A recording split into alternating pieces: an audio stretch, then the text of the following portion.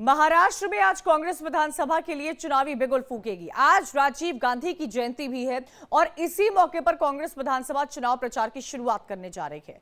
मुंबई में ऑडिटोरियम में आज बैठक होगी। इस बैठक में महाविकास आघाड़ी के नेताओं को बुलाकर कांग्रेस शक्ति प्रदर्शन करेगी। कांग्रेस अध्यक्ष मल्लिकार्जुन खड़गे महाविकास आघाड़ी के नेताओं को जीत का मंत्र देंगे। महाराष्ट्र प्रदेश और मुंबई डिविजनल कमेटी की ओर से आयोजित इस बैठक में राष्ट्रीय अध्यक्ष और राज्यसभा के नेता प्रतिपक्ष मल्लिकार्जुन खड़गे, कांग्रेस प्रदेश अध्यक्ष नाना पटोले, मुंबई कांग्रेस अध्यक्ष एमपी वर्षा गायकवाड़ शामिल होंगे। महाराष्ट्र चुनाव में क्या होगी कांग्रेस की रणनीति, इसी पर हम चर्चा करेंगे। हमारे साथ कई मेहमान भी मौजूद रहेंगे, लेकिन समझने की जरूरत है कि इस वक्त महाराष्ट्र में क्या स्थिति बनी हुई है। सुशील व्यास प्रवक्ता है शिवसेना के शिंदे गुट के, हमारे साथ जुड़े हुए हैं। आलोक वत्स पॉलिटिकल एनालिस्ट हैं, हमारे साथ जुड़ गए हैं। विनय सिंह बिन्नू है, प्रवक्ता है एसपी से, वो भी जुड़े हैं। राकेश शेट्टी प्रवक्ता कांग्रेस के, आप सभी का हार्दिक स्वागत है। शुरुआत राकेश शेट्टी जी आपके साथ। बड़ा दिन है, तस्वीरें लगातार सामने आ रही है, महाराष्ट्र को लेकर क्या रणनीति होगी आप लोगों की? देखिए, आपने सही बात कहा। आज हमारा इलेक्शन की स्ट्रेटजी भी है और आज हम लोग राजीव गांधी जी की जयंती के दिन इसका शुरुआत करने जा रहे हैं। मगर आपने देखा होगा कि जिस तरह लोकसभा के बाद भारतीय जनता पार्टी का जिस तरह डाउनफॉल हुआ है महाराष्ट्र में, खासकर आपको पता दो कि 2019 में भारतीय जनता पार्टी के पास 23 एमपीज थे, वहां से वो गिरकर 9 पे आ गए। और शिवसेना जो शिंदे गुट जो अपने आप को ओरिजिनल कहते हैं, उनके पास 18 मेंबर ऑफ पार्लियामेंट थे, वो 7 पे आ गए। मतलब जो एनडीए पिछली बार 41 में थे, वहां से 17 पे आ गए। और हम लोग जो महाविकास आघाड़ी है, हम लोग करीबन 5 से उठकर हम 30 पे आ गए। तो एक क्लियर मैंडेट है कि महाराष्ट्र की जनता ने शिवसेना हो या एकनाथ शिंदे की या बीजेपी हो या अजित दादा पवार की एनसीपी हो, इनको रिजेक्ट किया है। इन्होंने भारतीय जनता पार्टी ने जिस तरह महाराष्ट्र में दो पॉलिटिकल पार्टीज को तोड़ने का काम किया, इसको महाराष्ट्र की जनता ने नकारा है और इसका शुरुआत हम लोग आज करने जा रहे हैं। ठीक है, तैयारियां दिख रही हैं साफ तौर पर। सुशील व्यास जी भी लगातार जुड़े हुए हैं। कई आरोप आप लोगों की पार्टी पर लगते आए हैं सुशील व्यास जी। हालांकि सरकार आपकी रही है, प्रदर्शन रहा है, महाराष्ट्र की जनता किसके साथ है ये तो वक्त बताएगा, लेकिन कांग्रेस, महाविकास आघाड़ी, ये तमाम पार्टियां आप पर लगातार आरोप लगाती रही हैं। विपक्ष आरोप नहीं लगाएगा तो प्रशंसा तो नहीं करेगा। ये प्रजातंत्र में हम भी जानते हैं, आप भी जानते हैं। मैं बधाई देता हूं उनको कि कम से कम वो आरोप तो लगा रहे हैं और ये बताने की कोशिश कर रहे हैं कि वो हम आरोप लगाने लायक हैं। क्यों हैं उसका मैं कारण बताता हूँ। लगातार जब से माननीय एकनाथ राव जी शिंदे जी के नेतृत्व में पिछले 2.5 साल से वर्तमान राज्य सरकार का निर्माण हुआ, तब से जन कल्याण की जितनी योजनाएं जितनी अच्छी तरह से लागू हुई है और उसका प्रतिसाद महाराष्ट्र की जनता से हमको मिल रहा है।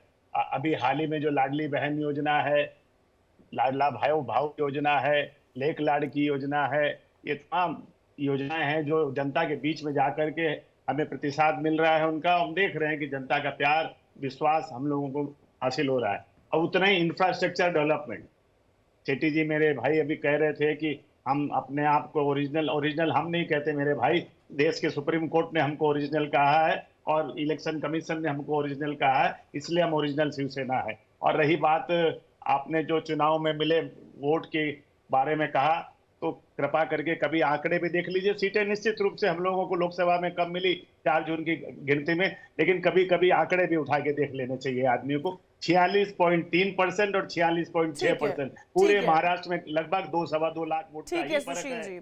क्योंकि देखिए सवाल कई सारे हो रहे हैं। आने वाले वक्त में 4 राज्यों में चुनाव होने वाले हैं। आलोक जी भी लगातार हमारे साथ जुड़े हुए हैं, पॉलिटिकल एनालिस्ट हैं। आलोक जी, एक बात तो समझने की जरूरत है, क्योंकि देखिए महाराष्ट्र में चुनाव की रणनीति कांग्रेस पूरे दमखम के साथ दिखाने वाली है। ऐसे में देखना दिलचस्प होगा, क्योंकि महाराष्ट्र और झारखंड के अलावा अगर नॉर्थ की बात की जाए तो हरियाणा, जम्मू में भी चुनाव होने वाले हैं। ये 4 विधानसभा चुनाव के जो भी नतीजे होते हैं आलोक वत्स जी, वो कहीं ना कहीं लोकसभा के बाद ये जो 4 विधानसभा के चुनाव होने वाले हैं, ये काफी कुछ तय करेंगे। लोकसभा में जो एनडीए का प्रदर्शन रहा है, कई बातें सामने निकल कर आई हैं, काफी एनालिसिस भी सामने निकल कर आए हैं, जिस पर हमने और आपने भी चर्चा की है। लेकिन ये 4 विधानसभा चुनाव क्या ये तय करेंगे कि क्यों लोकसभा में ये नतीजे जो एनडीए के थे, या कांग्रेस का पलड़ा भारी होता नजर आएगा, या स्टेट पार्टीज अपना खुद का कुछ शानदार रिप्रेजेंटेशन करेंगी? देखिए कंचन जी, ये 4 चुनाव बहुत अहम है। ये देश की आगामी दिशा तय करेगा। अब एक एक करके चलते हैं। महाराष्ट्र में कांटे की टक्कर होने की संभावना है, और अभी जिस तरीके से चुनावी रेवड़ियां बांटी जा रही हैं एनडीए के द्वारा, उसका उनको कुछ लाभ जरूर मिलेगा, क्योंकि देश की जनता आजकल पॉलिटिकल पार्टियों से रेवड़ियां कितना मिल रही है इस पर भी बहुत ध्यान देती है, जो कि गलत है।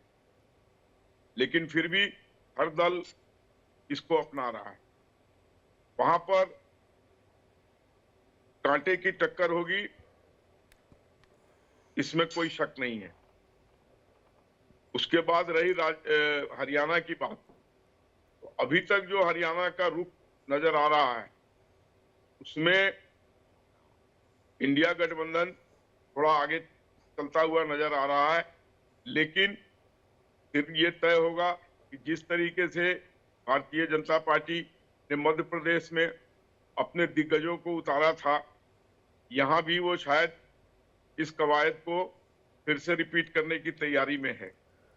लेकिन रिजल्ट की क्या होगा ये तो जनता पर निर्भर करता है। लेकिन यहां भी कांटे की टक्कर होगी, इसमें कोई शक नहीं है। उसके बाद जम्मू एंड कश्मीर में अब ये तय हो गया है कि नेशनल कॉन्फ्रेंस अलग चुनाव लड़ेगा, वो इंडिया गठबंधन में नहीं है। हालांकि कांग्रेस के नेता कह रहे हैं कि अभी भी सारे विकल्प खुले हुए हैं, लेकिन पीडीपी की हालत को देखते हुए जम्मू एंड कश्मीर में it will be national conference versus Bharatiya Janata party. Jammu reason में भारतीय जनता पार्टी बढ़त बनाए हुए है, और अब जिस तरीके से अच्छा आलोक जी, क्या आपको लगता है PDP has lost its ground in Jammu and Kashmir? There is no doubt about it that PDP is on a sticky wicket as of now in Jammu and Kashmir. ठीक है, मैं आऊंगी आपके पास आलोक जी। विनय सिंह का भी मैं स्टेटमेंट ले लूं, मैं जान नहीं पाई हूं उनसे। विनय सिंह जी, 4 राज्यों में विधानसभा चुनाव होने वाले हैं, अपनी अपनी रणनीति के साथ पार्टियां आ रही हैं। कांग्रेस पार्टी का क्या कुछ प्लान है? राहुल गांधी की तो छवि लोकसभा चुनाव से कुछ वक्त पहले से ही बदली थी, लेकिन लोकसभा चुनाव के नतीजों के बाद भले ही कांग्रेस पार्टी जीती न हो, लेकिन आंकड़ों ने एक विश्वास बहुत ज्यादा बढ़ा दिया है। इंडिया गठबंधन का विश्वास कहें, राहुल गांधी का विश्वास कहें, आने वाले 4 चुनाव को कैसे देख रहे हैं आप? देखिए कंचन जी, एक चीज क्लियर है, अभी जो लोकसभा का चुनाव हुआ है, जनता ने अपना मूड तो बता ही दिया है कि एनडीए के प्रति क्या है, और एनडीए ने जनता के साथ किस तरह से धोखा किया है, जनता को किस तरह ठगा है। और उत्तर प्रदेश के अंदर जिस तरीके से इंडिया गठबंधन मिलकर के चुनाव लड़ा, और हमने भारतीय जनता पार्टी को शिकस्त दी है। उत्तर प्रदेश हमारे ख्याल से इस देश का सबसे बड़ा प्रदेश है, और हमने भारतीय जनता पार्टी को यहाँ पर शिकस्त दी है, और आने वाले चुनाव में हम भारतीय जनता पार्टी को शिकस्त देंगे, क्योंकि अब जनता भारतीय जनता पार्टी को नहीं चाहती है। क्योंकि महंगाई हो, बेरोजगारी हो, चाहे महिलाओं का सम्मान हो, चाहे किसानों का मामला हो, हर मामले पर भारतीय जनता पार्टी फेल रही है, और भारतीय जनता पार्टी को अब जनता हटाना चाहती है। और महाराष्ट्र में मैसेज तो जनता ने दे ही दिया था, और हमें लगता है कि महाराष्ट्र में भी इंडिया गठबंधन की सरकार बनेगी, हरियाणा में भी बनेगी, और जम्मू कश्मीर में भी बनेगी। भारतीय जनता पार्टी बहुत बुरी तरह से शिकस्त खाने वाली है, क्योंकि उत्तर जी। ठीक है राकेश शेट्टी जी, इस बात को बिल्कुल भी नकारा नहीं जा सकता है कि इंडिया गठबंधन की अगर बात की जाए या महाविकास आघाड़ी की अगर मैं महाराष्ट्र में बात करूं, आपकी पॉलिटिकल पार्टी, आपके इस अलायंस में कई दिग्गज नेता हैं, शरद पवार, सुप्रिया सुले, आदित्य ठाकरे की बात की जाए, उद्धव ठाकरे की बात कीजिए, लेकिन जिस तरह से एकनाथ शिंदे, देवेंद्र फडणवीस, इनकी सरकार का गठन हुआ था, कई आप ही के पार्टी के कई बड़े विधायक इनके साथ, इनके समर्थन में उतर आए थे, आपको क्या लगता है पार्टियों में विधायकों का इधर उधर शिफ्ट होना, ये तो लंबे समय की बात हो गई है, लेकिन क्या आपको लगता है कि ये जो बड़े नेता महाविकास आघाड़ी के हैं, आने वाले इलेक्शंस में इनको लेकर एक नई रणनीति हो सकती है? क्योंकि उद्धव ठाकरे तो पहले भी कह चुके हैं कि चुनाव से पहले पहले सीएम का फेस घोषित किया जाए। कौन होगा आपकी पार्टी से सीएम कैंडिडेट? कंचन जी, आपने सही कहा कि विधायक, बड़े बड़े विधायक, बहुत ही जिनका नाम काफी है, ऐसे विधायक चले गए। एनसीपी में भी जब टूटी तभी भी गए अजित पवार के साथ।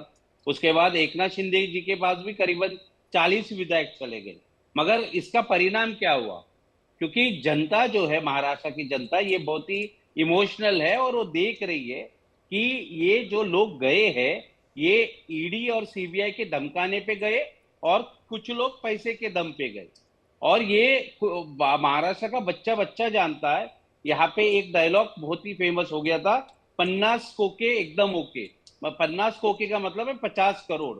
और ये कोई और नहीं, आज एकनाथ शिंदे जी के साथ जो संतोष बांगर नाम का एमएलए है, जो एकनाथ शिंदे जी के पास है, वो 4 दिन पहले कह रहा था कि मुझे फोन पे ऑफर आया, मैंने टुकरा दिया। 4 दिन के बाद वो चला गया। तो ये आज महाराष्ट्र के सामने है। और आप सही कह रहे कि आज भारतीय जनता पार्टी, चुनाव का तो रिजल्ट आना बाकी है, इंडिया अलायंस की जीत होना बाकी है, मगर मानसिक रूप से कौन फेस कौन होगा, चेहरा कौन होगा, मैं बता रहा हूँ कौन होगा? क्या उद्धव ठाकरे होंगे? क्या आदित्य ठाकरे को वो अपॉर्चुनिटी मिलेगी? क्योंकि एकनाथ शिंदे का तो बार बार ये आरोप लगता था कि ये परिवार की पार्टी चल रही है। एकनाथ शिंदे जी के पुत्र जो है वो तीसरी बार आज खासदार बने। अगर वो परिवारवाद का आरोप दूसरे पे लगाएंगे तो श्रीकांत ठाकरे को क्यों एमपी बनाया? वो भी तीसरी बार। उनकी धर्मपत्नी शिवसेना की नगर सेविका है। राकेश जी, मेरे सवाल का जवाब दीजिए, कौन होगा सर आपका सीएम फेस? कौन होगा? उद्धव ठाकरे जी ने एकदम साफ कर दिया परसों की मीटिंग में कि जिनके जितने विधायक आएंगे और विधायक दल का जो नेता चुना जाएगा चुनाव के बाद, उसके बाद मुख्यमंत्री का नाम तय किया जाएगा। यानी कि उद्धव ठाकरे बहुत ही अच्छे मुख्यमंत्री थे, क्या इसमें गलत है? 2.5 साल उन्होंने बहुत ही अच्छा समन्वय दिख रहा है आपकी पार्टी से। मुझे लगता है एनसीपी का भी कुछ ऐसा ही स्टैंड होगा। विनय जी लगातार हाथ उठा रहे थे, मैं उनका रुख करना चाहूंगी। विनय जी बोलिए। देखिए, आप जो कह रही थी कि ये नेता चले गए, वो नेता चले गए, मैं आपको एक चीज बता दूं, एक उदाहरण के साथ, नेताओं के जाने आने से कोई फर्क नहीं पड़ता है, क्योंकि पार्टी एक विचारधारा से होती है, एक पार्टी एक विचारधारा होती है। हम उत्तर प्रदेश की अगर एक बात लें, बहुत पुरानी बात है, तो माननीय कल्याण सिंह जी से बड़ा पिछड़ों का नेता कोई नहीं था उस समय, अपने समय में। तो जब कल्याण सिंह जी ने एक पार्टी बनाई, विनय सिंह जी, विचारधारा की बात होती तो क्या उद्धव ठाकरे और कांग्रेस एक साथ होती? ये तो पॉलिटिक्स है, ये राजनीति है, ये अलायंस का खेल है। क्या किसी ने सोचा था महाविकास आघाड़ी में एनसीपी, कांग्रेस पार्टी और उद्धव ठाकरे एक साथ होंगे? अगर विचारधारा की बात होती तो नहीं होती है दोनों पार्टियां एक साथ, लेकिन आज है क्योंकि डायनेमिक्स बदले हैं। उत्तर प्रदेश में आज जो है पीडीए, चाहे पिछड़ा हो, दलित हो, अल्पसंख्यक हो, उसकी उस विचारधारा की सबसे बड़ी पार्टी है। आज कहीं न कहीं लड़ाई लड़ी जा रही है। ठीक है, सुशील व्यास जी, क्या लगता है आपको? सुशील व्यास जी, क्या लगता है आपके सामने कद्दावर नेता हैं, कोई ऐसे वैसे नेता नहीं है जिनको आप कम आंक सकते हैं? ये बहुत बड़ा चुनाव होने वाला है, महाराष्ट्र की राजनीति में बहुत उथल पुथल हमने देखी है। इस बार महाविकास आघाड़ी अपनी पूरी ताकत झोंक रही है। इसमें कांग्रेस, जिनका कोई बड़ा नाम भी नहीं है महाराष्ट्र में, वो भी अपनी पूरी ताकत के साथ उतर रही है, क्योंकि नेशनल लेवल पर कांग्रेस का वजूद बहुत आगे बढ़ा है। कंचन जी, सामने कौन है क्या है हम नहीं जानते, लेकिन महाराष्ट्र की 288 विधानसभा क्षेत्र में हम पूरे जोर के साथ लगे हुए हैं और हमारी किए हुए जनता के प्रति काम, उनके प्रति निभाई गई हमारी जवाबदेही हमारे इंफ्रास्ट्रक्चरल डेवलपमेंट, और लगातार जो पूर्व मुख्यमंत्री जिनको आप कह रहे थे अभी हमारे भाई क्या सर्वश्रेष्ठ मुख्यमंत्री के रूप में उनको देखा गया था, वो ऑफलाइन ऑनलाइन थे, फेसबुक लाइव थे। ये मुख्यमंत्री ऐसा है जो सुबह महाराष्ट्र के किसी कोने में, शाम को किसी कोने में जनता के बीच नजर आता है, लगातार उनके सुख दुख में काम करता है। तो आज और ये हमारे एनडीए अलायंस ने क्लियर कर दिया कि आने वाला चुनाव कम से कम एकनाथ राव जी शिंदे के नेतृत्व में बड़ी मजबूती के साथ हम लड़ने जा रहे हैं। और हमारा आकलन है, हमारा आत्मविश्वास है, ये अहंकार नहीं है। हमारे द्वारा किए गए कार्य, जनता का मिल रहा प्रतिसाद और उसके बलबूते पे हम बड़े आत्मविश्वास के साथ ये कह सकते हैं कि आने वाला अक्टूबर नवंबर का जब भी चुनाव घोषित होगा, हम प्रचंड बहुमत से एक बार पुनः महाराष्ट्र में सरकार बनाएंगे। ठीक है, आलोक वत्स जी, आपको क्या लगता है, क्योंकि महाराष्ट्र की पॉलिटिक्स आपने बहुत क्लोजली ऑब्जर्व की है, सभी पार्टियों के अपने अपने दावे हैं, लेकिन इस वक्त आप करंट जो वहां पर सिचुएशन है महाराष्ट्र की, सिटिंग चीफ मिनिस्टर को आप कैसे देख रहे हैं? क्या आप उद्धव ठाकरे, आदित्य ठाकरे, शरद पवार, सुप्रिया सुले, इन सबको कम आंक रहे हैं? क्योंकि मुझे तो कहीं से नहीं लगता कि वो लोग कम है। अजीत पवार की पोजीशन आप इस वक्त कहां देखते हैं? उनके परिवार को लेकर मोह जो रिसेंट के इंटरव्यू में आया है, उसको आप कहां देख रहे हैं? देखिए कंचन जी, अभी आप देखिएगा कुछ दिनों के बाद महाराष्ट्र में भागा दौड़ी बहुत होगी, बहुत से नेता दल बदलेंगे और इसमें ज्यादा एनडीए के लोग इंडी गठबंधन में जाने की संभावना है, जो ऑलरेडी कुछ कवायद इस तरीके की शुरू भी हो चुकी है। और दूसरी चीज, अगर शिंदे जी को इतनी मजबूती दिखाई दे रही थी तो ये रेवड़ियां बांटने की क्या जरूरत आ पड़ी थी?